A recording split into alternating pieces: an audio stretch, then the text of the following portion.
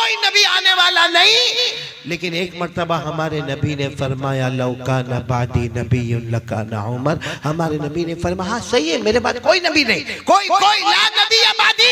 हमारे नबी ने फरमाया मेरे बाद कोई नबी नहीं, लेकिन अगर अल्लाह किसी को नबी बनाते तो उमर को नबी बनाते। सोचो उमर का ईमान कितना मजबूत होगा, पहाड़ जैसा ईमान होगा कि नहीं होगा। बल्कि आपको एक बात बताऊं, हजरत उमर का ईमान कैसा है मालूम है? हजरत उमर के बारे में ईरान जो नाम सुना ना आपने, ईरान में मशवरा होता है और बड़े बड़े लोग जमा हुए हैं और बड़ा इनाम रखा है कि कौन है जो मदीना जाए और उमर की गर्दन लेकर आ जाए, उमर को कत्ल करे और उनकी गर्दन लेकर आए, मुंह मांगा उसे इनाम दिया जाएगा। बड़े बड़े इनाम और बड़े बड़े लोग तैयार। वो ईरान में कोई होगा जवान, हट्टा कट्टा, लंबा चौड़ा और उसको बहुत कुछ आता था। उसने कहा मैं तैयार हूँ लेकिन मेरा इनाम ये होगा। जो भी उसने इनाम कहा सबने मंजूर कर लिया। वो ईरान से चला, लंबा चौड़ा, हट्टा कट्टा, सारे हथियारों के साथ लेस होकर अपने सारे सफर के सामान के साथ चला। कहां पर पहुंचा? मदीना। क्योंकि हजरत उमर अमीरुल मोमिनीन मदीने में थे। हजरत उमर अमीरुल मोमिनीन थे और छोटे अमीरुल मोमिनीन नहीं थे। 22 लाख मुरब्बा मील पर अकेले हुकूमत करने वाले। बोलो कौन? हजरत उमर। हजरत उमर 22 लाख मुरब्बा मील पे हुकूमत करने वाले, वो ईरान का जवान। जब मदीना, जबान तो आती नहीं क्योंकि मदीने में अरबी बोलते, ये ईरान से आया हुआ, लेकिन किसी तरह थोड़ा बहुत उसने मालूम किया कि अमीरुल मोमिनीन का घर कहाँ है। कि उसको ऐसा था कि कोई बहुत बड़ा बंगला होगा, कोई बहुत बड़ी कोठी होगी, कोई बहुत बड़ा मकान होगा।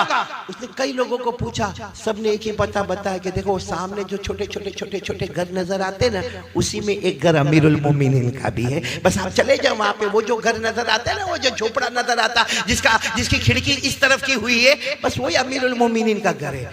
ये ईरान वाला घबराया कि अगर उमर यहाँ पर है, बोलो अगर उमर, आवाज से बोलो अगर उमर, कत्ल करना बहुत मुश्किल है क्योंकि महल्ला है, सारे महल्ले वाले जमा हो के मेरे बोटी हड्डी तोड़ देंगे, क्योंकि महल्ले में किसी को कत्ल करना बहुत मुश्किल है। लेकिन काम मालूम तो करे कि क्या मामला है। गए और वहां जाकर बताया कि मैं मुसाफिर हूँ, अमीरुल मोमिनीन उमर को मिलने आया। तो अंदर से घर में से आवाज आई, उमर घर में नहीं है, वो तो ऊंटों को चराने जंगल में गए हैं। अमीरुल मोमिनीन उमर सो रहे हैं। बोलो सुभान अल्लाह। बोलो क्या कर रहे हैं? सो। इसने कहा ये तो मौका और भी अच्छा हो गया। अरे पहले महल्ले में मारता तो बड़ा मुश्किल मामला था, अरे जंगल में भी अगर मारता तो 2-4 मेरे ऊपर हमला करते, लेकिन यहाँ तो सो रहे, सोने वाले को मारना तो बहुत आसान है, बहुत आसान है। ये उमर के करीब जा रहे हैं। बोलो बोलो बोलो बोलो। ये ईरान वाला किसके करीब जा रहे हैं? उमर के करीब, उमर के करीब। अभी उमर के करीब यार कम से कम 5 या 10 कदम का फासला बाकी था, बस सीधे जाके हमला करना था कि अचानक धाड़ से आवाज आई। धाड़ से आवाज आई तो ये चौंके, क्या हुआ, कौन है कौन है? तो देखा पीछे शेर आ रहा है। बोलो जंगल का। ये और खुश हो गए कि अब तो मेरे को मारने की जरूरत भी नहीं है। अब कौन मारेगा? शेर मारेगा, क्योंकि ये तो बहुत होशियार, बहुत लंबा चौड़ा, हट्टा कट्टा, सीधे दरख्त के ऊपर चढ़ गया। बड़ा ऊंचा दरख्त था, दरख्त के ऊपर चढ़ गया। कहा मैं दरख्त के ऊपर से बैठ के तमाशा देखूंगा, अब तो मेरे को मारने की भी जरूरत नहीं। शेर आएगा, हमला करेगा, फाड़ेगा। शेर चला जाएगा, मैं गर्दन लेके वहां ईरान पहुंच जाऊंगा और मेरा इनाम पक्का हो जाएगा। ये सोचकर वो दरख्त पर चढ़ गया। शेर आया, अब वो दरख्त पर से देख रहा है। शेर आ गया, हजरत उमर के बिल्कुल करीब आ गया और हजरत उमर सोए ना, शेर उसके गोल गोल घूम रहा। बोलो सुभान अल्लाह। 1 चक्कर लगाया, 2 चक्कर लगाया, 3, वो शेर चक्कर पे चक्कर लगाता। ये ऊपर दरख्त पे से ये ईरान वाला कहता मैं हैरान, अरे शेर है, ये इंसान खोर है, अरे ये हमला करता है।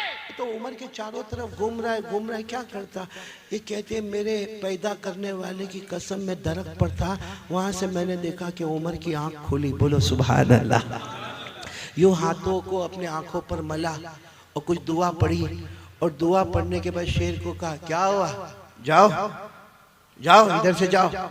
कहता सिर्फ हजरत उमर ने इशारा किया, शेर दौड़ता दौड़ता जंगल की तरफ चला गया। उमर का सिर्फ ऑर्डर था जाओ, इज़हब, जाओ यहाँ क्या कर रहे हो मेरे पास? कहते वो चला गया।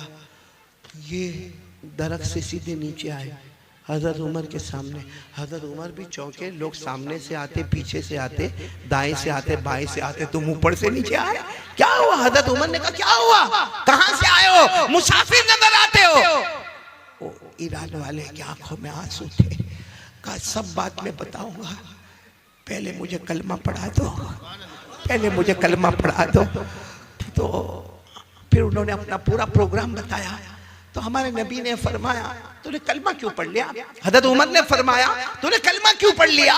तो आया था मेरे कत्ल के इरादे से, कलमा क्यों पढ़ लिया?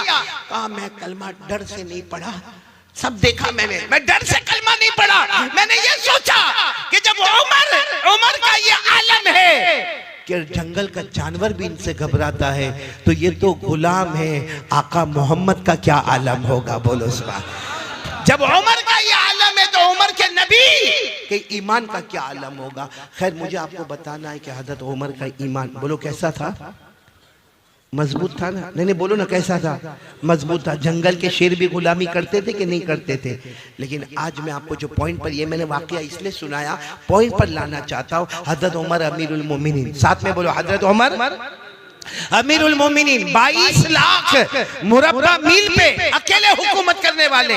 लेकिन हजरत उमर की एक आदत थी, रात को अपना कपड़ा बदल देते थे, भेष बदलते थे और पूरे मदीने का चक्कर लगाते थे, गांव का, देहात का, गलियों का। क्यों चक्कर लगाते थे? कोई गरीब होगा, कोई मिस्कीन होगा, कोई यतीम होगा, कोई बेवा होगी, कोई लाचार होगा, कोई मजबूर होगा, मेरे तक नहीं पहुंचा होगा। मैं अमीरुल मोमिनीन हूं, मुझे पता तो होना चाहिए कि मेरे इलाके में कोई परेशान तो नहीं। हजरत उमर भेष बदल के जा रहे थे, रात को तहज्जुद का वक्त था। हजरत उमर एक घर के पास गए, घर में से कुरान पाक के पढ़ने की आवाज आ रही है, बोलो सुभान अल्लाह। और क्या कुरान पढ़ा जा रहा है? पढ़ने वाले कोई भी सहाबी होंगे, आवाज बहुत प्यारी होगी, वो कुरान पढ़ रहे हैं। वत्तूरी व किताबिम मस्तूर फी रक़्क़िम मनशूर वल बैतिल मामूर वस्सक़फ़िल मरफ़ूअ वल बहरिल मस्जूर इन्ना अज़ाब रब्बिका लवाक़ि' मा लहू मिन दाफ़ि। यानी वो पढ़ने वाले तो अपना कुरान पढ़ रहे, 27वां पारा सूरह तूर पढ़ रहे, लेकिन उसमें एक आयत आती है इन्ना अज़ाब रब्बिका लवाक़ि', अगर अल्लाह का अज़ाब आ गया मा लहू मिन दाफ़ि, कोई बचाने वाला नहीं होगा। हजरत उमर के कान में जब ये आयत आई, जानते थे, अरबी जानते थे, वहीं बैठ गए। अब मालूम है वहां तहज्जुद के वक्त से वो दीवार का टेक लगाकर बैठे, फजर की अजान हो रही है, हजरत उमर की दाढ़ी मुबारक भी आंसुओं से तर है और एक ही बात कह रहे, अल्लाह उमर पर तेरा अजाब आएगा तो उमर को कौन बचाएगा? अल्लाह उमर पर तेरा अजाब आएगा तो उमर को कौन बचाएगा? अब फजर की अजान होने लगी, इमामत किसको कराना है? हजरत उमर को। अमीरुल मोमिनीन वही है। और उस जमाने में ऐसा होता था कि अजान होती थी और सारा मजमा, सारा का सारा मजमा फजर की नमाज के लिए जा रहा है, अजान हो रही है और सारा मजमा जा रहा है, लेकिन सबकी नजर पड़ रही है कि हमारे इमाम साहब कौन? हजरत उमर। ये रो रहे हैं, लेकिन किसी की हिम्मत नहीं कि उमर को जाकर पूछे। सब मस्जिद में सुन्नतें पढ़ रहे या घर से सुन्नतें पढ़ के जा रहे हैं, लेकिन फिर सब लोग मशवरा करते कि उनको कौन कहेगा, वो तो रोए जा रहे हैं। तो इनके बेटे हजरत अब्दुल्ला गए और जाकर कहा, अब्बा सब लोग इंतजार कर रहे हैं, फजर का वक्त हो गया है, आपकी सुन्नतें बाकी है, आपको इमामत कराना है। तो हजरत उमर ने अपने बेटे को कहा, बेटा क्या करूं, जब उमर पर अल्लाह का अज़ाब आएगा तो उमर को कौन बचाएगा? उमर पर अल्लाह का अज़ाब आएगा, उमर को कौन बचाएगा? इनके बेटे वो इनसे भी नरम दिल थे, अब्बा की गोद में सर रखा, कहा अब्बा आपने तो बहुत काम किए, आपके बेटे पर अज़ाब आएगा तो कौन बचाएगा? मेरे दोस्तों, ये वो लोग थे जो इससे डरा करते थे कि अल्लाह का